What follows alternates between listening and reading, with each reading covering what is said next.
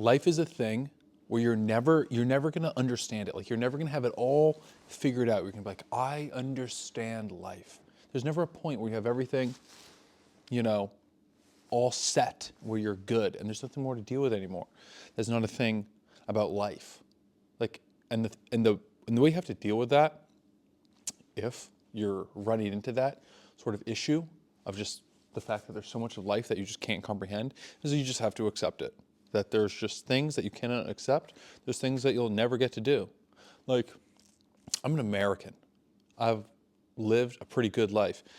And yet still, I've spent many different times just in a place of resentment, jealousy, bitterness. Like I've been upset about my place. Like, oh, I don't have to, I don't deserve this. I don't have to deal with this. I shouldn't have to deal with this.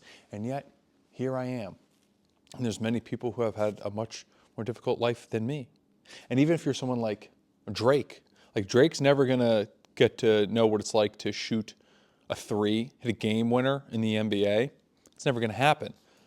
And likewise, LeBron is never gonna know what it's like to be a rapper. Dude sucks at rapping. He's a goober. And I mean, they're both, doesn't matter. But no matter what you do, there's always gonna be something that's left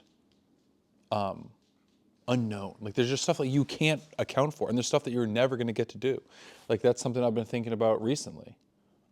Like there's just stuff I'll never get to do. I'm probably never going to climb Mount Everest. I don't really want to, but as an example, it's just like I climbed Denali this past summer. That was pretty cool.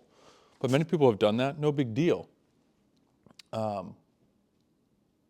There's much of life that I don't get to understand and that I just don't get to do.